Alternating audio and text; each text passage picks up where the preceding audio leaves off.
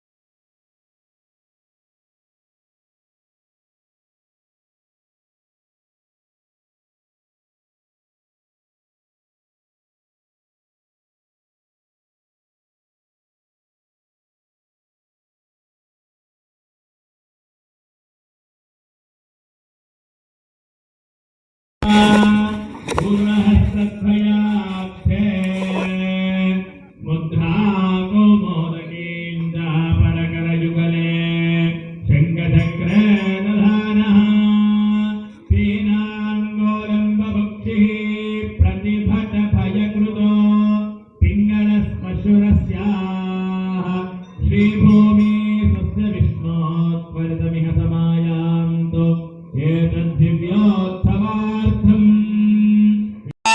ಸುಖಿನೋ ಭವಂತು. ತಮಗೆಲ್ಲರಿಗೆ ಸನ್ಮಂಗಳ ಉಂಟಾಗಲಿ. ಇದೇ ರೀತಿ ಗ್ರಾಮದಲ್ಲಿ ಉತ್ತರೋತ್ತರವಾದಂತಹ ಅಭಿವೃದ್ಧಿ ಉಂಟಾಗಲಿ.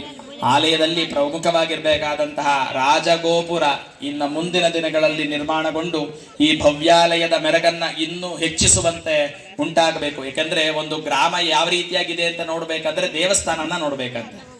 ಒಬ್ಬ ಮನೆಯಲ್ಲಿ ಕುಟುಂಬ ಹೇಗಿದೆ ಅಂತ ನೋಡ್ಬೇಕಂದ್ರೆ ಮನೆಯನ್ನ ನೋಡ್ಬೇಕಂತೆ. ಹಾಗೆ ಈ ಗ್ರಾಮ ಚೆನ್ನಾಗಿರ್ಬೇಕಂದ್ರೆ ನಾವು ದೇವಸ್ಥಾನವನ್ನ ಎಷ್ಟು ಚೆನ್ನಾಗಿ ನೋಡ್ಕೊಳ್ತೇವೆ, ದೇವಸ್ಥಾನವನ್ನ ಹೇಗೆ ಇಡ್ತೇವೆ, ಅದರ ಮೇಲೆ ಭಗವಂತ ನಮ್ಮ ಗ್ರಾಮವನ್ನ ಇಡ್ತಾನಂತೆ. ಹಾಗಾಗಿ ಈ ಗ್ರಾಮದಲ್ಲಿ ಇನ್ನೂ ಉತ್ತರೋತ್ತರವಾದಂತ ಅಭಿವೃದ್ಧಿಯನ್ನು ತಮಗೆಲ್ಲರಿಗೆ ಉಂಟು ಮಾಡಿ ಆ ಆಲಯದಲ್ಲಿ ಶ್ರೀನಿವಾಸ ದೇವರು ತಮಗೆಲ್ಲರಿಗೆ ಸನ್ಮಂಗಳ ಉಂಟು ಮಾಡಲಿ ಅಂತ ನಾವು ಕೇಳ್ತಾ ಈಗ ಮಹಾಪ್ರಸಾದ ಎಲ್ಲರೂ ನಿಧಾನವಾಗಿ ಮಂಗಳಾರತಿ ತಗೊಳ್ಳಿ. ನಂತರ ತೀರ್ಥ ಮತ್ತೆ ಶಠಾರಿ ಬರ್ತಾರೆ.